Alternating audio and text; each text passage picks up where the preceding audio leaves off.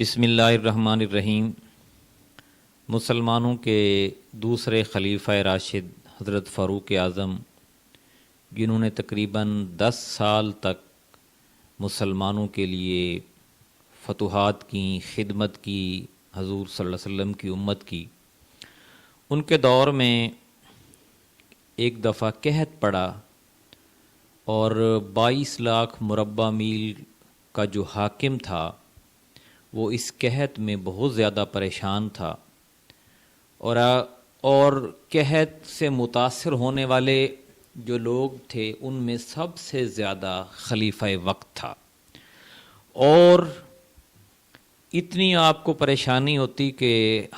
دن ہو یا رات ہر وقت راشن خود اپنے کندھے پہ سر پہ اٹھائے،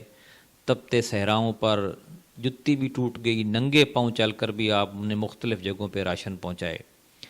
یہ ایک فکر تھی کہ حضور صلی اللہ علیہ وسلم کی امت اگر میرے دور میں بھوکی مر گئی تو میں قیامت والے دن کیا جواب دوں گا۔ اسی آپ کو یہی غم اور پریشانی جو تھی وہ گھلائے جا رہی تھی۔ احساس ذمہ داری جب انسان کے اندر ہوتا ہے تو وہ ہر طرح کی قربانی دینے کے لیے یہاں تک کہ جان تک بھی قربان کر دیتا ہے۔ آپ نے اسی قحط کے دور میں اپنے بیٹے کے ہاتھ میں تربوز کی ایک کاش دیکھی، ایک جسے ہم عام زبان میں ایک ڈلی کہتے ہیں، تو آپ نے آگے بڑھ کر وہ کاش اپنے بیٹے کے ہاتھ سے کھینچ لی اور فرمایا، تم پھل کھاتے ہو اور حضور صلی اللہ علیہ وسلم کی امت بھوکی مر رہی ہے۔ یہ بظاہر کوئی شاید اتنا بڑا واقعہ نہ لگے، لیکن ایک باپ اپنے بیٹے، اور جو خود بھی نیم فاقہ کشی کی حالت میں تھے، اولاد بھی اور گھر والے بھی، اور اس کے ہاتھ میں تربوز کی ایک کاش بھی برداشت صرف اس وجہ سے نہیں کی کہ قیامت والے دن اللہ کے رسول صلی اللہ علیہ وسلم کو کیا منہ دکھاؤں گا کہ میری امت جو تھی وہ بھوکی مر رہی تھی اور تمہارے بچے جو تھے وہ پھل کے مزے اڑا رہے تھے۔ آپ کی زندگی اس حدیث کی مثال تھی کہ آپ صلی اللہ علیہ وسلم نے فرمایا، قسم ہے خدائے لا یزال کی، کوئی شخص مومن نہیں ہو سکتا جب تک کہ وہ مجھ سے اپنی اولاد، اپنے مال و متاع اور اپنی جان سے بھی زیادہ محبت نہ کرے۔ آپ نے یہ بات پوری کر کے دکھائی۔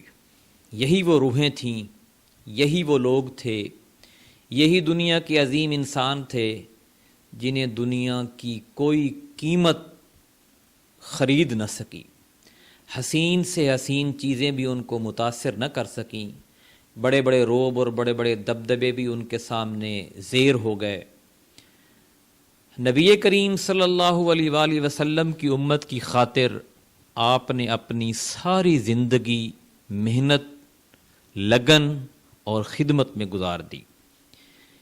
اس لیے دنیا آج بھی عدل فاروقی کے نام سے آپ کو یاد کرتی ہے، غیر مسلم بھی یاد کرتے ہیں اور مسلمان تو کرتے ہی ہیں۔ ایک طرف وہ لوگ تھے اور ایک طرف آج ہمارے حکمران ہیں کہ جن کی پراپرٹی پاکستان میں تو کیا، دبئی، لندن، یعنی آدھے علاقے جو ان ملکوں کے ہیں وہ ہمارے پاکستان کے حکمرانوں اور سرداروں نے اور جاگیرداروں نے انہوں نے خریدے ہوئے ہیں، اور یہاں سے پیسہ لوٹتے ہیں اور وہاں پہ جا کے عیاشیاں کرتے ہیں، اور پھر ان کی آپ گفتگو سنیں تو ایسی ہوتی ہے جیسے ان کو بڑا غم ہے اس ملک کا، اور نہ جانے کیا کیا وہ بول دیتے ہیں۔ اللہ تعالیٰ سے دعا ہے کہ اللہ تعالیٰ ہمیں یہ توفیق دے، ہمیں یہ جرت دے، یہ صلاحیت دے کہ ہم عمر فاروق جیسے حکمران اپنے اندر سے پیدا کریں اور ان کو اس ملک کی باغ ڈور دیں۔